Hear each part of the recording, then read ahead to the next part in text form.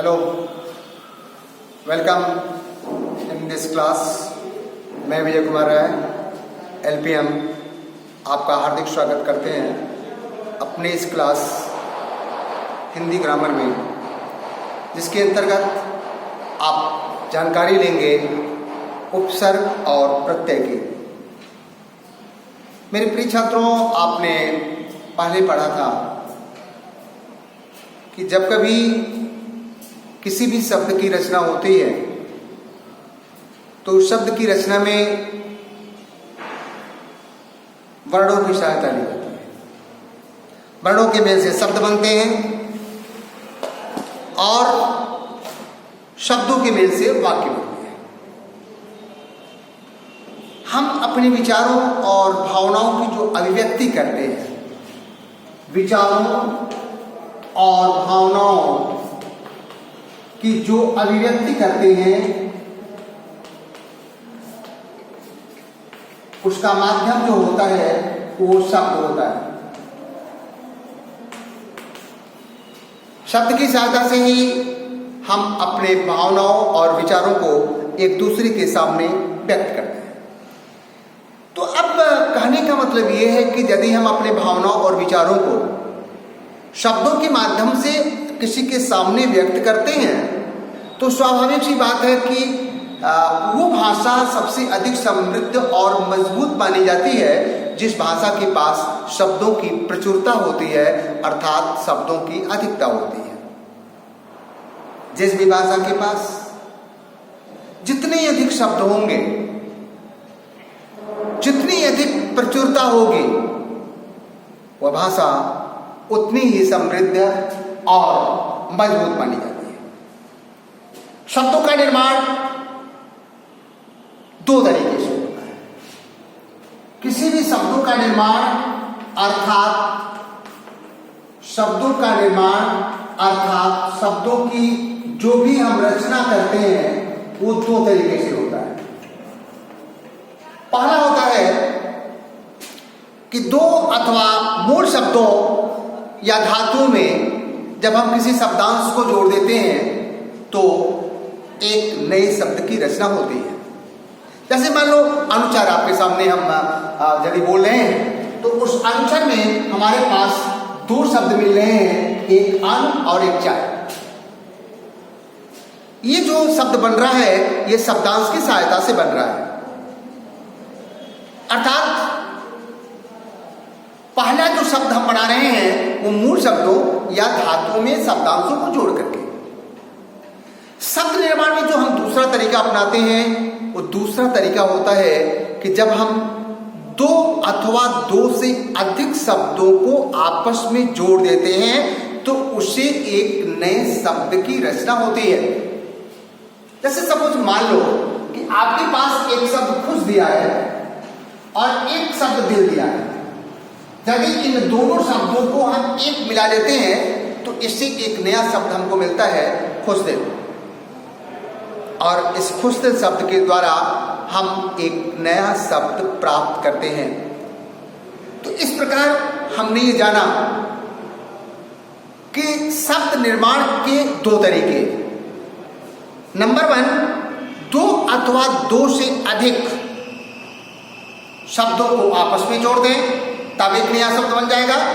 और किसी भी मूल शब्द में यदि या धातुओं में यदि हम शब्दांश जोड़ दें तो एक नया शब्द की रचना हमें प्राप्त हो जाएगी। अब मूल प्रश्न ये उठता है कि ये जो शब्दांश मिलते हैं इन शब्दांशों को हम जोड़ते कहाँ हैं? तो मेरे प्यारे छात्रों, किसी भी शब्दांश को जब हम किसी शब्द में जोड़ते हैं तो वो दो तरीके से जोड़ते हैं। या तो उस शब्दांश को हम मूल शब्दों के आगे लगाते हैं या तो उस शब्दांश को मूल शब्द के हम पीछे लगाते हैं। तो मूल शब्द के आगे जो हम शब्द के जिस शब्दांश को लगाते हैं उसी शब्दांश का नाम है उपसर्ग। बच्चों, आपको ये जानकारी हो गई होगी कि जब कभी भी किसी भी मूल शब्द के आगे किसी भी शब्दांश को या किसी भी शब्द को जब हम जोड़ते हैं तो जोड़ने से जो एक नया शब्द की रचना होती है उसका नाम, वो जो शब्दांश आगे लगा होता है उस शब्दांश को हम कहते हैं उपसर्ग। और ठीक यही प्रक्रिया जब किसी भी मूल शब्द के बाद में जब हम किसी शब्द को लगाते हैं, शब्दांश को लगाते हैं, तो उसका नाम होता है प्रत्यय। तो मेरे प्रिय छात्रों, आपने दो बातों को जाना कि शब्दांश, किसी भी शब्द के आगे लगने वाला शब्दांश उपसर्ग कहलाएगा और किसी भी शब्द के अंत में लगने वाला शब्दांश प्रत्यय कहलाएगा। तो इस प्रकार से हिंदी में उपसर्ग और प्रत्यय को जोड़ करके हम एक नए शब्द की रचना करते हैं। ये उपसर्ग शब्द के प्रारंभ में लगता है और प्रत्यय शब्द के अंत में लगता है। अब हमें ये जानना है कि जो भी हम हिंदी व्याकरण के अंतर्गत उपसर्ग पढ़ते हैं वो उपसर्ग कितने प्रकार के होते हैं। तो हम लोगों ने अब तक जो अध्ययन किया था उस अध्ययन के आधार पर, अपने प्रत्यास्मरण के आधार पर हम अपने दिमाग में ये रखे होंगे कि उपसर्ग हिंदी में 3 प्रकार के होते हैं। पहला उपसर्ग संस्कृत का उपसर्ग होता है जो संस्कृत शब्दों में लगाया जाता है। दूसरा उपसर्ग होता है हिंदी का उपसर्ग और तीसरा उपसर्ग होता है विदेशी उपसर्ग। जैसे हम अनुचर बोल रहे हैं तो ये अनुचर शब्द जो है, ये अनुचर शब्द ये हमारा संस्कृत का उपसर्ग है। यदि हम आपके सामने अनमोल शब्द बोल रहे हैं तो अनमोल में ये जो अन उपसर्ग लगा है ये हिंदी उपसर्ग है। और उसके बाद यदि मान लो हम कमजोर शब्द बोल रहे हैं, जो उर्दू लफ्ज होता है, तो कमजोर शब्द में जो कम लगा हुआ है ये विदेशी उपसर्ग कहलाएगा। तो इस प्रकार से हमने ये जाना कि उपसर्ग 3 प्रकार के होते हैं, हिंदी उपसर्ग, संस्कृत उपसर्ग और विदेशी उपसर्ग। तो मेरे प्यारे छात्रों, आप सबने अभी तक ये जाना कि उपसर्ग किसे कहते हैं, उपसर्ग कितने प्रकार के होते हैं। अब आइए अब हम जाने कि प्रत्यय क्या है, प्रत्यय किसे कहते हैं और ये कितने प्रकार के होते हैं। अभी हमने कुछ देर पहले आपको बतलाया था कि मूल शब्दों के अंत में जो शब्दांश लगते हैं उस शब्दांश का नाम है प्रत्यय। अब ये जो अंत में प्रत्यय लगता है ये शब्द में परिवर्तन क्या लाता है। तो ये जब शब्द किसी भी शब्द के अंत में जब ये शब्दांश लगा दिया जाता है तो उससे एक नए शब्द की रचना हो जाती है। जैसे मान लो कोमल शब्द है और कोमल में यदि हम ताल लगा दिए तो एक नया शब्द हमको मिल गया, कोमलता।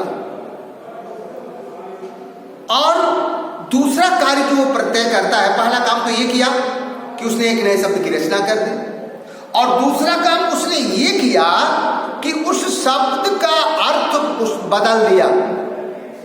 अर्थात कोई भी उपसर्ग या कोई भी प्रत्यय जब किसी भी शब्द में लगाया जाता है तो उसके 2 काम होते हैं। पहला काम यह होता है कि वह उपसर्ग या वह प्रत्यय एक नए शब्द की रचना करने में सहायक होता है, और दूसरा काम यह होता है कि वह उपसर्ग या वह प्रत्यय किसी नए शब्द की रचना करता है और उसके अर्थ को बदल देता है। अब आइए अब आप ये जाने कि उपसर्ग कितने प्रकार के होते हैं, प्रत्यय कितने प्रकार के होते हैं। तो मेरे प्रिय छात्रों, उपसर्ग को आपने जाना कि 3 प्रकार होता है, लेकिन प्रत्यय 2 प्रकार के होते हैं। आपने पिछली कक्षाओं में अध्ययन किया था विकारी शब्दों का। विकारी शब्दों का अर्थ होता है कि जिन शब्दों में विकार आ जाए, अर्थात बदलाव आ जाए। चाहे वो लिंग के कारण हो, चाहे वो वचन के कारण हो, चाहे वो कारक के कारण। और आपने उसके अंतर्गत ये जाना था कि विकार के 4 भेद होते हैं: संज्ञा, सर्वनाम, विशेषण और क्रिया। प्रत्यय जो भी प्रत्यय होते हैं, जो प्रत्यय के 2 प्रकार होते हैं, इन्हीं 4 पर आधारित होते हैं। तो आइए हम ये जानें कि वो प्रत्यय कौन से हैं, जो 2 जिनके नाम हम जानना चाहते हैं। तो पहला प्रत्यय है कृत प्रत्यय। जब किसी क्रिया या धातु शब्द के अंत में कोई प्रत्यय जोड़ा जाता है तो उस प्रत्यय का नाम होता है कृत प्रत्यय। धातु आप सब जानते हो, आ, जा, खा, पी, सो, उठ, बैठ, जो क्रिया का ये मूल रूप होता है उसको हम धातु कहते हैं। और इसी क्रिया के मूल रूप में जब हम ना जोड़ देते हैं तो क्रिया का हमें सामान्य रूप प्राप्त हो जाता है। इस प्रकार से हमने ये जाना कि जब भी किसी क्रिया या धातु के अंत में जिन प्रत्यय को हम जोड़ते हैं उस प्रत्यय का नाम होता है कृत प्रत्यय। जैसे मान लो आपके सामने एक एग्जाम्पल आ गया, लिखावट। कोई आपसे जानना चाहा कि बता दीजिए कि इसमें प्रत्यय का कौन सा भेद है, इसमें कौन सा प्रत्यय है और कौन सा मूल शब्द है। तो लिखावट शब्द जो ही आपके सामने आएगा आपको तुरंत पता चल जाएगा कि लिखावट में अंत के ये जो मात्राएं होती हैं, अंतिम अक्षरों को, 2 अक्षरों को या एक अक्षर के साथ मात्राओं को जोड़ करके हम एक नए प्रत्यय को प्रायः पाते हैं। इसका मतलब इसमें जो हमारे सामने प्रत्यय है वो है आवट या वट। और यदि हम आवट को प्रत्यय के रूप में लिखते रहे तो हमारे साथ पास मूल शब्द मिल रहा है लिख। और लिख को यदि हम व्याकरण की दृष्टि से जानेंगे तो लिख एक क्रिया है। और जो ही हम ये जाने कि लिख एक क्रिया है और इस क्रिया में आवट प्रत्यय जुड़ा हुआ है, तो यदि कोई आपसे प्रत्यय का भेद जानना चाहेगा तो आप तुरंत उसे ये बताओगे कि ये कृत प्रत्यय का उदाहरण है, क्योंकि क्रिया शब्द में ये आवट प्रत्यय जुड़ा हुआ है। और जब भी किसी क्रिया के अंत में कोई प्रत्यय जुड़ता है तो उस प्रत्यय का नाम होता है कृत प्रत्यय। और इस प्रत्यय से जिस भी शब्द की रचना होती है उसको हम कहते हैं कृदंत। ठीक इसी प्रकार से संज्ञा, सर्वनाम और विशेषण के अंतर्गत जो भी प्रत्यय जोड़े जाते हैं उस प्रत्यय का नाम होता है तद्धित प्रत्यय। अर्थात तद्धित प्रत्यय के शब्द संज्ञा के साथ जुड़ते हैं या सर्वनाम के साथ जुड़ते हैं या विशेषण के साथ जुड़ते हैं। जैसे मान लो आपके सामने कोमलता शब्द आ गया। अब कोमलता शब्द में यदि कोई ये जानना चाहे कि इसमें प्रत्यय का कौन सा भेद है तो आप तुरंत कोमलता में से प्रत्यय ता को निकाल दोगे, ता प्रत्यय को निकाल दोगे, आपके पास मूल शब्द बचेगा कोमल। और कोमल शब्द को यदि कोई आपसे जानना चाहेगा तो तुरंत आप बताओगे कि व्याकरण की दृष्टि से जो कोमल शब्द होता है वो कोमल शब्द जो है विशेषण है। अर्थात इस विशेषण कोमल शब्द में ता प्रत्यय जुड़ा हुआ है, इसलिए कोमलता शब्द जो है यह तद्धित प्रत्यय का उदाहरण है। क्यों?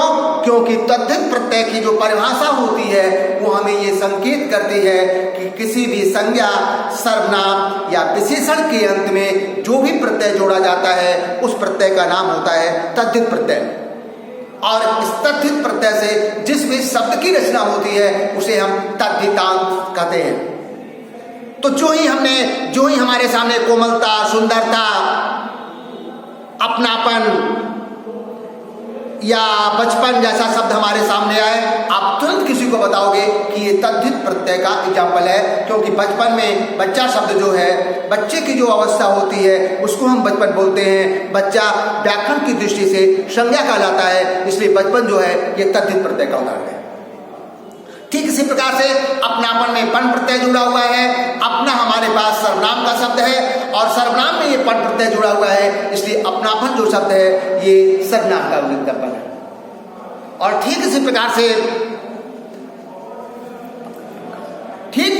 से कोमलता शब्द में जो कोमल है वो विशेषण है, इसीलिए यह कोमलता शब्द जो है ये तद्धित प्रत्यय का उदाहरण है। तो मेरे प्रिय छात्रों, आपने आज की क्लास में ये जाना कि उपसर्ग और प्रत्यय कितने प्रकार के होते हैं, उपसर्ग किसे कहते हैं और प्रत्यय किसे कहते हैं। अगली क्लास जब हम लेंगे तो फिर हम आपको एक नई चीज बताएंगे जो क्षितिज या कृतका से होगा। Okay, good bye.